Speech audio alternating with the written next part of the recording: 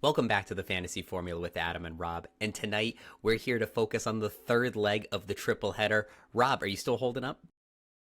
I don't know if holding up is the right description for me after some of the scarring after Austria for our F1 fantasy teams. But notwithstanding that, it is, as you say, the third leg of this European triple header. And I think there's a lot to cover off after a weekend that's sprung more than a few surprises on us over the 3 days of racing. So it feels like the fourth weekend in a row we've been saying this, but now it's time to rebound from a very weird previous race and get ready for a very important upcoming race. So we're going to break down everything that happened in Austria and get you ready for Silverstone, which is a home race for three of our drivers, and four if you count Alex Albon. So should be a very interesting week once again for us. We have a special surprise as we talk about our giveaway later this weekend for our live show, and then an extra special hit list because we have a lot of new topics that we haven't covered in a while. So let's dive right into it with our winners and losers.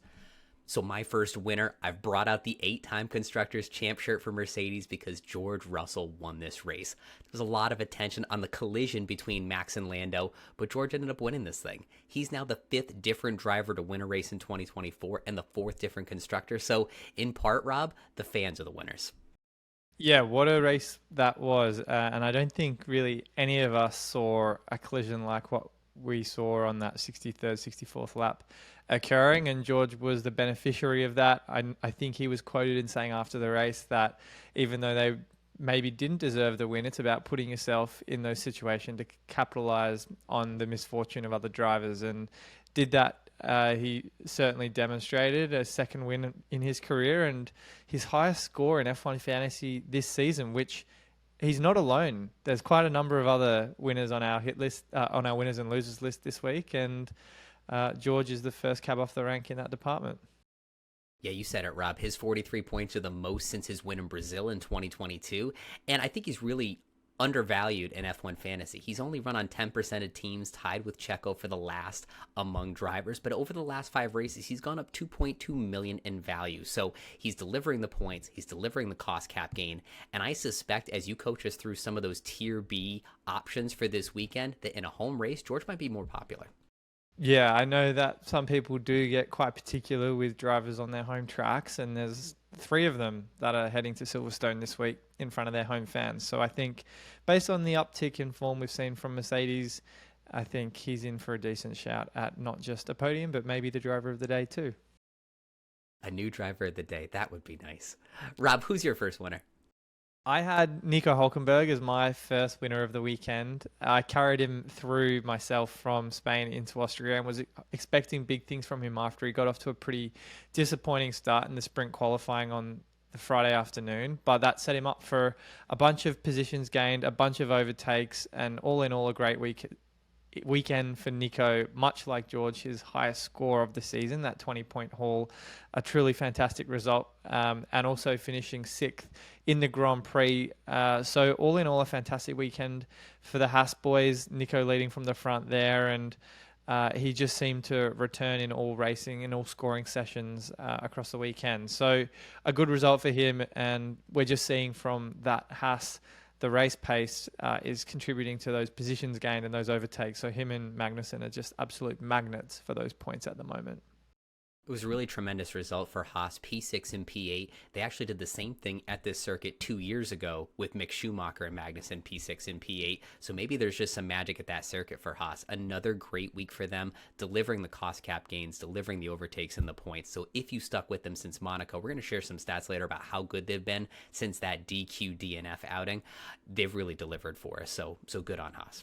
Yeah, definitely looking like the pick of the midfield bunch at the moment. So excited to see what's in store for both of them moving forward. Who was your second winner of the weekend, Adam? It was another beneficiary from that big crash at the end of the race, and that's Carlos Sainz.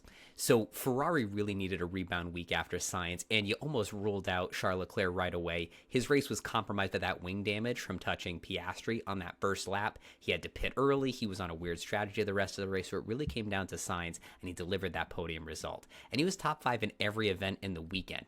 Took P3 in both the race and in F1 Fantasy with 28 points, and he could be potentially another one of these sneaky Tier B drivers for those of us that are trying to get 2 Tier B drivers in with our existing budget. Sainz is cheap enough where he could give you race-winning potential. Yeah, it's an interesting conundrum that we're faced with Ferrari at the moment because they just haven't really looked quite in the same territory as Mercedes, McLaren, and Red Bull in terms of pure race pace. And I think he was, as you say, one of the other drivers that really capitalized on the opportunities that he was presented with on Sunday.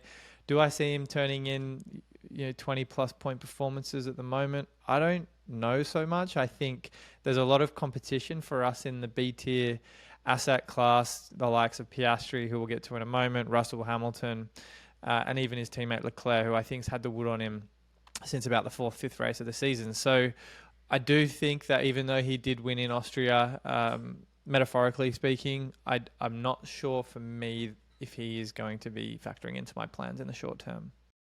I think all of it goes back to Ferrari needs to string together a few good races for us to earn their trust back, because Mercedes and McLaren have been pulling so far ahead of the rest of them.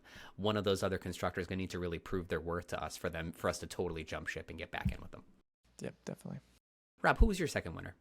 I had Oscar Piastri, his second podium of the season, and 42 points to boot. I'm very happy for Oscar. I know, again, much like Sainz and Russell, wasn't quite in with a clear shot at winning or featuring on the podium until Lando Norris and Max Verstappen collided. But again, like Russell, like Nico Hülkenberg, Piastri came away with a season high 42, and I did say for a number of weeks leading up to Austria that he was building towards a good result. We saw a little bit of that in Monaco, and on a sprint weekend, there's more points on the table. So even though you and I had the misfortune of running Lando Norris, Red Bull and McLaren, Piastri was able to demonstrate his merit as an F1 fantasy asset. And like you were saying just before, another driver in that $21 to $22 million price bracket. I think we're going to see Oscar quite a bit when we're doing some of these team builds later. He was on our losers list a couple times earlier this season, but this is a great result from him. Tied for the best results he's ever had in Formula One with the P2 finish. He's looking really good over his last 5 races too, $2 million in value gain, so he's among the top 5 in that category. So another one of these Tier B drivers. We're building up this case that maybe we should pivot away from a single Tier A driver and move into multiple Tier B drivers to build that cost cap, because the points upside's finally there for them. Yeah, definitely. I'd like to ask you your first loser of the weekend if we're sticking with the theme of papaya. Yes, so my losers are Lando and Nando. So like a lot of us, Norris was the 2X driver featured prominently on a lot of teams. He was on pace for 49 points and ended up with only 13. So that incident in the closing stage of the race was a 36-point swing times 2 for those of us that 2X him. So brutal fantasy result for Lando. He had completed every race lap of the year up until that point, so he really was a solid asset up until that point. Luckily, the driver of the day vote happened before the incident, so we got the rare driver of the day win from a guy that didn't finish the race. So thanks for that, Lando. Yeah, you don't see that too often, and I think it just continues to demonstrate how essential he is week to week in F1 fantasy at the moment, even though he had a race to forget. It is interesting, though, that we've had 3 sprint races so far this season, and Lando's had a DNF in 2 of those weekends, his other one coming in Miami when he did end up winning that race, or in the sprint session, I should say. So it is a bit of a mixed season of sprint weekends for Lando. I'm not sure by the time we get to Coda whether or not that will factor into our plans, but right now, not great for 1 week, but I think he's still very much a viable asset into the weeks ahead. Can someone please remind me that in October? Rob, who was your first loser?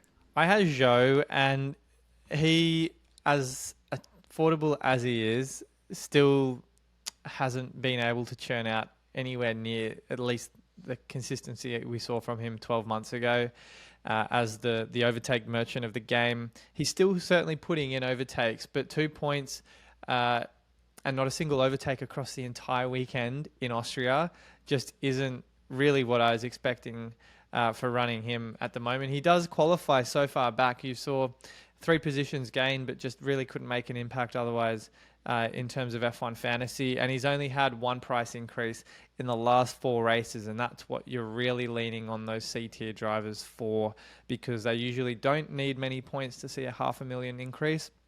And he still can't do that at the moment. His highest score in the last 5 weekends has been 6 points. You have to go all the way back to our last sprint in Miami to see his season high of 20.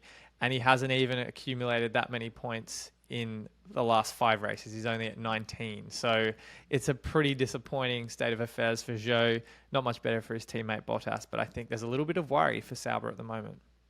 Go figure, right? Right as Sauber fixes their pit stop issues, Zhou forgets how to complete overtakes. He's only got 3 overtakes in the last 4 races combined. So like you said, Rob, this thing that we relied on him for last year, he's really just fallen apart with. So there aren't too many super cheap drivers that we can really rely on besides Hülkenberg. So we've really got to hold on to him as much as we can. Who was your second loser of the weekend? My second loser was Fernando Alonso, and he just didn't look right all weekend for me. He was P15 in the sprint, P15 in qualifying, so he was already starting the weekend on the back foot, and then early on in the Grand Prix, he ran into the back of Zhou, took that penalty, and then he never really stood a chance. So just 10 fantasy points for Fernando, and that's only because he snagged the fastest lap right after that Max and Lando collision. So we'd be looking at a goose egg if it wasn't for that freak incident at the end of the race. So in the last 3 races combined, Alonso has just 25 fantasy points compared to Hülkenberg, who has 45, and his teammate Lance Stroll with 36. So Fernando's definitely on the slide, and we need Aston Martin to deliver him some upgrades soon if we want to run him on our teams.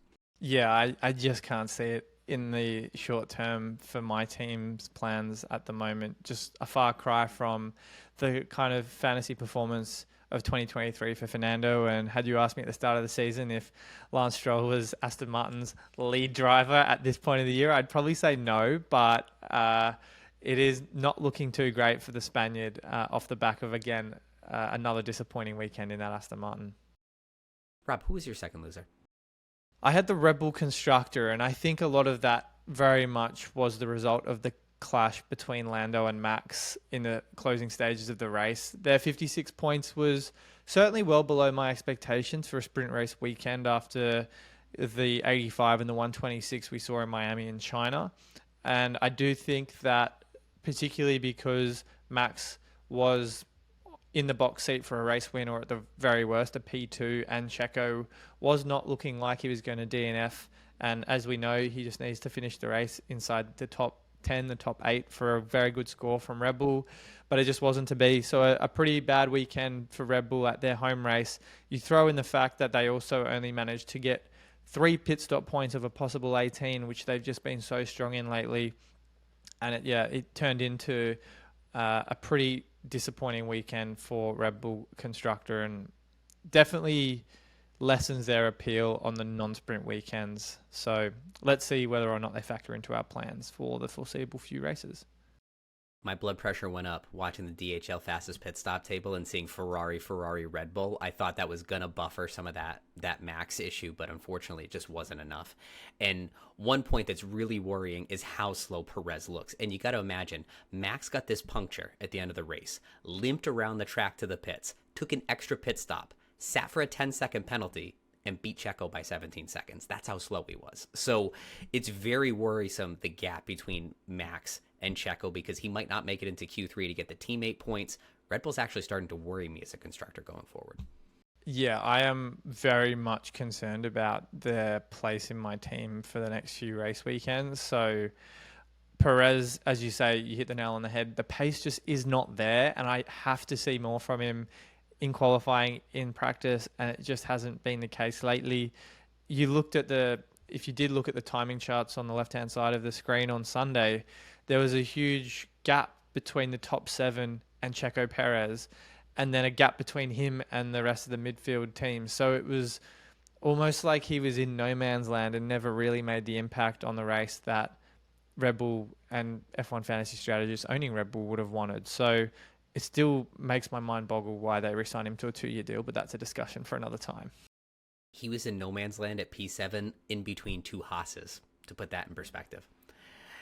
So, Rob, this is usually the point of the show where we reveal our Fifth Gear Garms contest question, but instead we're going to reveal an even bigger surprise. So this weekend for our live show, we're going to have Jordan and Zoe, the founders of Fifth Gear Garms, on our live show with us, and we're going to have a ton of fun planned for that hour. We're going to have giveaways, we're going to be building fantasy teams for Jordan and Zoe, giving them fun names, and we're going to have more prizes to give away than ever before.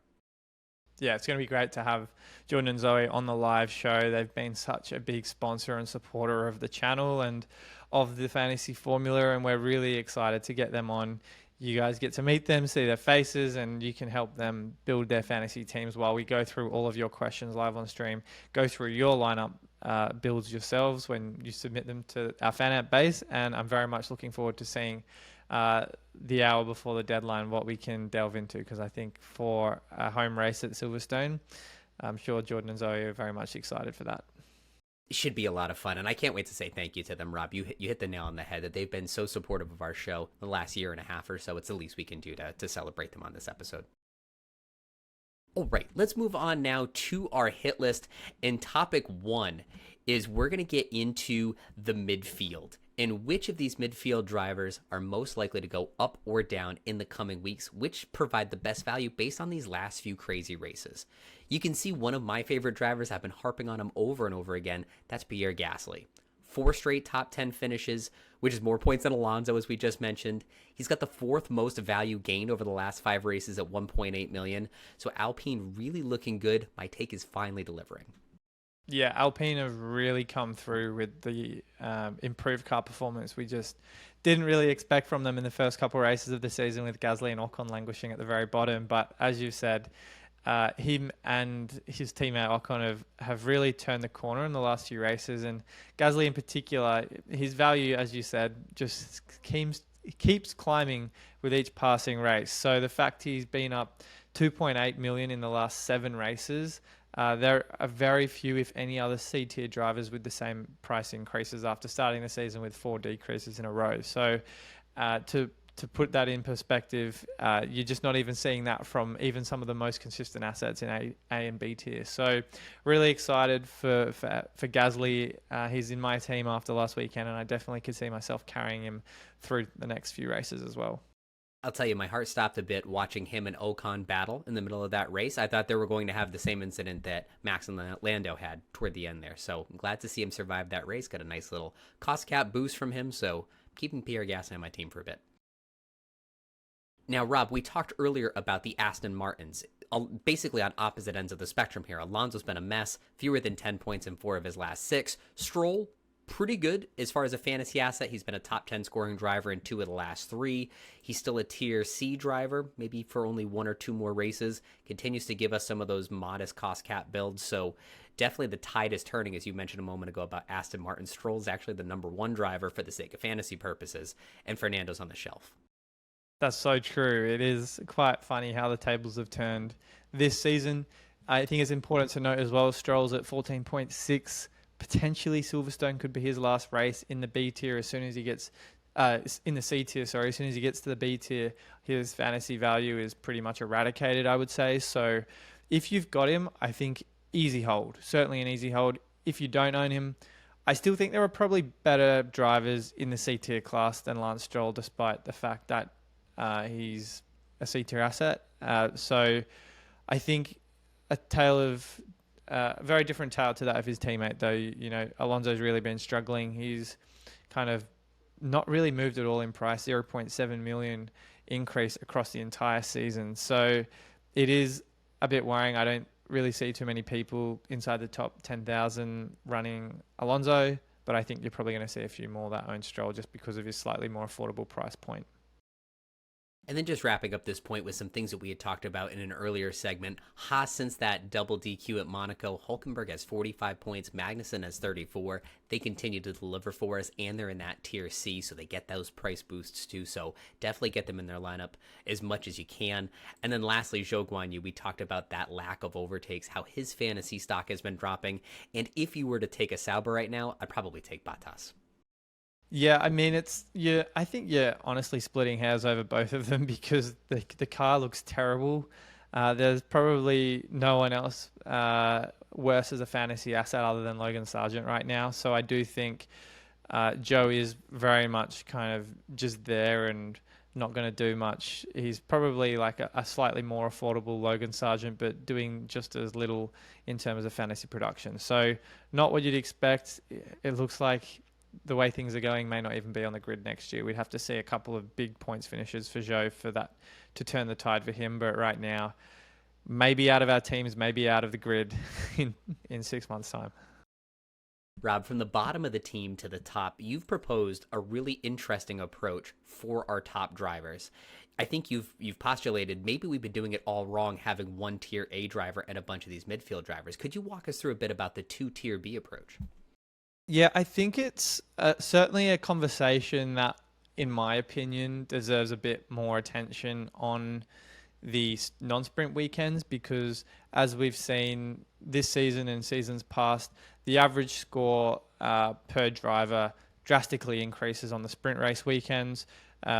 Austria, China, and Miami have been the three highest scoring weekends in fantasy, and as a result, the delta between points such as Max versus the B tier drivers is going to be significantly higher. But I think because there's less scoring opportunities on the table for Max Verstappen to capitalize on, that points delta is going to compress. And I think having a more balanced lineup, or at least in the kind of slots that you could fill with either a Max and a C tier or two B tiers, I'm leaning towards the B tier lineups right now. Some may even have enough budget to squeeze in Lando Norris and Oscar Piastri, for example. But I think right now, from the production we're seeing from Mercedes, from McLaren, I do wonder if someone like Oscar Piastri and Lewis Hamilton, or Lando Norris and Oscar Piastri, or some other combination of the B tier drivers we can see on screen here is a better option than running just Max Verstappen and all C tiers, or just Lando Norris and all C tiers. So I'm curious to see what that means when the point simulations are out ahead of the deadline on F1 Fantasy Tools. But it has been a bit of a trend the last few weeks that the B tier lineups get a lot more love on the non-sprint weekends. And even though they probably got a little bit lucky, I will admit, in Austria with Max and Lando not finishing the race, I do think that form and that consistency and that safe points floor is going to continue for the next few races ahead. So for me, I would push my finger on the scale on the side of Lando Norris just a little bit more compared to Verstappen, because he's gained 1.9 million over the last 5 races. So unlike Max, he has been delivering on the cost cap side. He's finished every lap of every race before that one moment in Austria. So he's been a bit safer if you were to compare the tier A assets. Also over 4 million cheaper than Verstappen, so you can distribute that budget somewhere else. But I do agree with your point about Max. It's getting harder and harder to put that kind of money into him, where you have all of these solid tier B assets that are contributing on both sides of the coin for F1 fantasy strategists. If you had to pick right now, Rob, who are the top tier B assets? If you had to pick 2 for your team, who's leading the way for you here on Monday? I think it is Oscar Piastri at the top of the pile for me. I think McLaren have looked just consistently very good for the last 4 or 5 races. I'd say since Imola, maybe even Miami, you could argue, because both Oscar and Lando were in with a good shot at a double podium there until Oscar's race was ruined by Carlos Sainz. And I think since then, they've just carried that momentum through. We obviously saw Lando's breakthrough in Miami. He got so close to beating Max in Imola, Oscar's podium in Monaco, and then obviously Lando looked almost on for a win again in Austria. So I'm probably going to say Oscar's at the top of the pile of the B tier asset class. Then I'd probably put Lewis Hamilton and George Russell behind him. I think Lewis, for me, has the edge just slightly because he qualifies, from what we've seen so far this season, slightly lower. So maybe there's an extra couple of points there for an overtake or a position gained. And then below both of the Mercedes drivers, I've got Leclerc and Sainz. I just don't think Leclerc and Sainz I could put above either of the Merc drivers right now, just because their performance and the car itself has tapered off, certainly since Leclerc's win on home turf back in Monaco. So it is pretty clear cut to me. I'm curious to know if you guys watching this have a different opinion to that. Let us know down in the comments. But I do think McLaren are the team to beat heading into Silverstone. They've just got the complete package right now. I totally agree. I'd pick Piastri and Hamilton myself if I was in the same boat as you. And I think for me, I'd like to split up some of that luck between a McLaren and a Mercedes, just in case one of the teams doesn't quite get the setup right at this track. You wouldn't want to have a situation like Ferrari these last few races where all of a sudden both of your assets are on the same team and in the middle of the top 10. So just splitting up some of that love, and I would do it exactly as you did. So I'll be interested to see how these first few practice sessions are looking. We've had the benefit of sims the last few weeks, but they haven't been very predictive of what happens in the race. The sims keep saying the Ferrari's the clear number 2 constructor, and then it doesn't bear out in the race. So we're going to have to use the sniff test a little bit more than we usually do. Yeah, definitely, definitely. And I think, you pointed out how good Lando Norris is. I'm curious to see whether or not people can somehow squeeze him in with Hamilton or Piastri and maybe Logan Sargent, whether or not that's the lineup people are moving towards. But Lando does have that 10-point head start at the moment, so it is hard to look past him in our teams as of right now. All right, so this was, Rob, your big theory of the week of the two Tier B assets versus the Tier A. My theory for this week is that we're a few races away from a renaissance with RB. Now, if we go back to last season when they were AlphaTauri, they made these upgrades in Singapore, and Yuki had 2 rough races, but then finished the year with 6 straight races of 10-plus points, and over that time, he gained $4 million in cost cap. He was the hottest driver in all of F1 Fantasy, and if you stuck with the game throughout the year, you picked up Yuki, you had a huge gain in your rank by the end of the season. And so, as people talk about the magic of upgrades from McLaren, who had big upgrades in 2023 and have had meaningful upgrades in 2024, I think RB are they're the potential to have this next big sleeper pick. They made these upgrades 2 races ago, and perhaps are on the precipice of moving up the grid. Yeah, I'm really excited to see if your prediction comes to fruition, because we had high hopes for them out of the blocks this season. We thought that kind of Red Bull 2.0 or Red Bull Light car was going to show some performance. It just very much from the outset underwhelmed. So I do think Yuki's been the one of the 2 drivers that's shown glimmers of hope, like a much more of a spark than Ricciardo has. And I do think that, that's possibly on the table again this season. I'd really like to see that. And Daniel's driving for a seat on the grid next year, so he's really going to have to put in some good performances. And this is the spicy part of this take, is I can predict that there's a part of this season where Haas is going to run out of money and slow down on some of their upgrades. And because they're so highly selected, there might be a point where a lot of people are holding on to Haas and they're just not quite delivering while RB are on the upswing. So if you have that cost cap and you're using it on the Haas drivers, keep an eye on Yuki and Daniel, because in the second half of the season, you might see some great value there. Yeah, Yuki had a barnstorming finish to last season. I think in his last 6 races, he had 118 points. So that's almost 20 points per race, which is astronomical for a driver at his price. So if we see that again, Adam, I think I'll be the first person piling on his stock. Sounds good. Keep our fingers crossed. That'll be my next Alpine or the next big thing take for this season. Let's talk now about the history of some of our drivers at this circuit. This is a home race for several drivers, an emotional return for several of them. But I want to talk about one thing that stands out that might worry me a little bit. It's a low overtake circuit. It was 15th in overtakes in 2022, 19th among all the races on the calendar in 2023. So this could suppress some of the upside of your Haas drivers, Lance Stroll, your overtake leaders on the season. So we might need just good old-fashioned, whoever makes it into the top 10 and survives the race gets the most points. Yeah, definitely. I think Lando and Lewis on screen are, to me, very popular candidates for this weekend. 2 drivers that are popular with the home crowd. They've both got good records at this track. And for the points we were discussing just before, where some people may well consider running Norris and Hamilton or Hamilton and Piastri or something like that, I do think that it makes for a very compelling case in Silverstone. So I'm curious to see how free practice shakes out. I think there's also about 3.7 DNFs per race over the last 3 races at Silverstone. So it's not immune to DNFs, but it's also not absurdly high. So I'm curious to see whether or not we see any crazy crashes like we've seen the last few seasons there. Yeah, things have been very clean the last few races, notwithstanding the Max and Lando incident. So it'll be interesting to see, do we get some safety cars? There have been a few just reliability failures in the last few races. Then there was the enormous incident with Zhou Guanyu 2 seasons ago. So hopefully we get something not quite that crazy, but still interesting nonetheless. Meanwhile, you can see on the screen here just some of the driver form around this circuit. Lewis has 4 straight podiums at this circuit, so even with inferior Mercedes models, he's still been doing really well at his home circuit. Lando has 4 top 6 finishes, and Max is looking to build on his victory here last season. So the top drivers still seem to be doing pretty well at this circuit. Do we see a Max Verstappen and British driver collision into cops like we saw 3 seasons ago? I hope not. As a Lewis fan, I hope it's anyone but him. My heart can't handle another one of those again.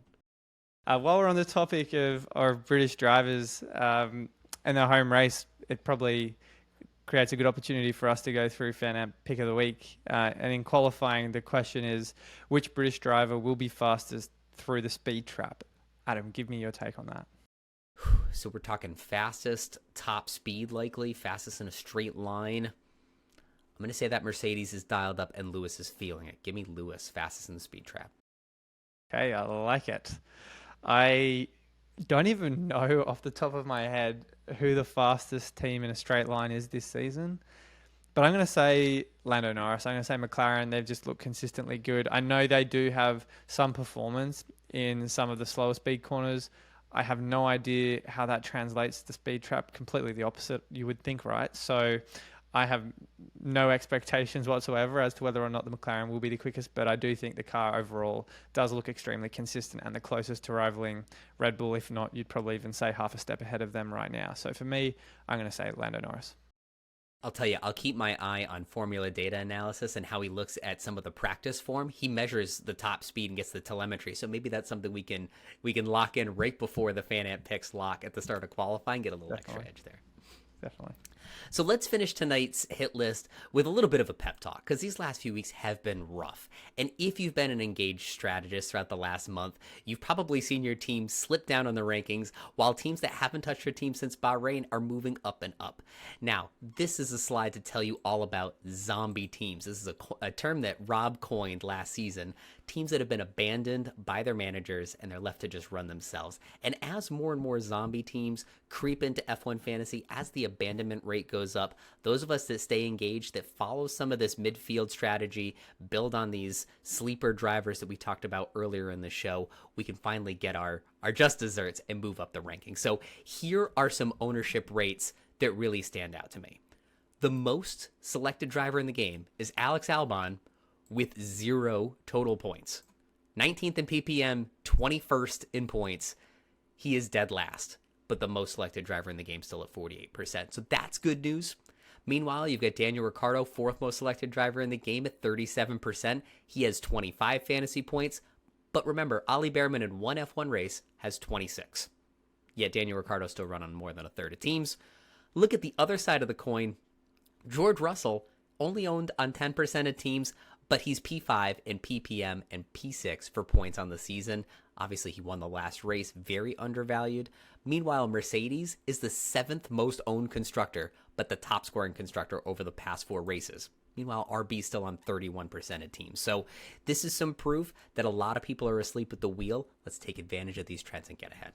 Yeah, spot on there. I definitely think you look at the 3 drivers with the blue place card there. It's almost a semblance of what our first teams looked like at the start of the season. I think just because of the optimism we had for Albon and Ricciardo and Max, of course. And it just seems as though we've diverged from those lineups a little bit and moved into the last few weeks a Mercedes aqua green color in many of the teams. So I do think we will start to see, as the attrition continues to go up in the player base as the season progresses, the rank swings, the rank movements up the leaderboard will certainly be greater. And as you've said, all you need to do is stay engaged, use those chips at the optimal times, and you'll see those massive jumps that you probably weren't seeing at the start of the season when, anywhere upwards of 90 to 95% of people are engaged for the first couple of races of the year.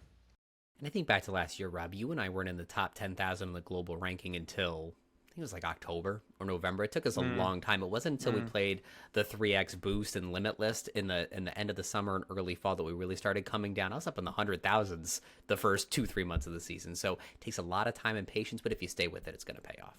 Yeah, definitely. I'm not too worried. I know we've had a bit of a slide in the ranks lately just because of a few unforeseen circumstances with the Ferraris in Canada and now Lando and Max in Austria. But I do think there's still enough time to rebound and climb inside the top 5,000, the top 1,000, whatever the goal might be. And I'm confident we can do that. We consume F1 fantasy content like it's our job. So it is certainly going to be an interesting run into the season. And, you and I still have 3 chips up our sleeve for each. So I'm very much looking forward to seeing when the opportune times are to use those. It's up and up for us from here on out, Rob. So, Rob, let's start the trail into rebounding after another tough week at Austria. Can you walk us through some lineup builds? I think since so many people had modest gains after Austria that we're going to stick with the same 3 cost cap tiers of 112, 117, and 122. So let's start at that 112. Yeah, I think the 112 probably for some of the newer players to the game, perhaps. And it has been a tricky last few weeks. You're so right. Price increases probably haven't been quite as much as what they were earlier in the season. But I think we have to start with some of the drivers in form to build out the base of our team, or at least drivers and constructors in form. And I think for a certainly lower value team, you got to go for Lando Norris, I think. As we said before, 10-point head start with that driver of the day. I also like the fact that he probably is in the best car right now on the grid. And then in terms of constructors, I'm inclined to go McLaren and Mercedes. And I think we could probably differentiate a little bit on the constructor base with the slightly higher budgets when we get to them momentarily. But right now, I think I just like the consistency from both of these teams. And I definitely also expect that Mercedes, that are still a B tier asset, are going to see a few more cost cap gains, proportionally more at least to McLaren, and Ferrari probably aren't. They may well match them on the cost cap gains, but I certainly don't think they'll match them on F1 fantasy points. I think this team's off to a great start. You've got 3 very solid assets that have been known to build cost cap over the last few weeks and have a solid points floor. And at this budget, you can still afford, I think, if my math is right here, Yuki and Hulkenberg and avoid Sargent. So this is looking pretty good. Yes, you could go for Yuki. You could go for Esteban Ocon if you think the Alpines are looking slightly better. I think as well. So this team budget is 118 for this actual team. We're looking at 112, so we should have about 6 million or so left over. I'm probably leaning towards double Haas. You might even be able to squeeze in Pierre Gasly, but you'd have to, you could go for one of Gasly or Tsunoda. I'd probably go for Gasly right now over Tsunoda. We might well see the tables turn soon if those RB upgrades come to fruition, as you talked about just before. But right now, I'm liking Pierre Gasly. That would leave us with about 8 million to play with. We'd probably got 8 million. I wouldn't even go with, would we have enough to get in a Sauber driver, or is that... Ooh, yeah. We might be able to get in Zhou or Bottas. You mentioned Bottas before. So that would just squeeze us into the 112.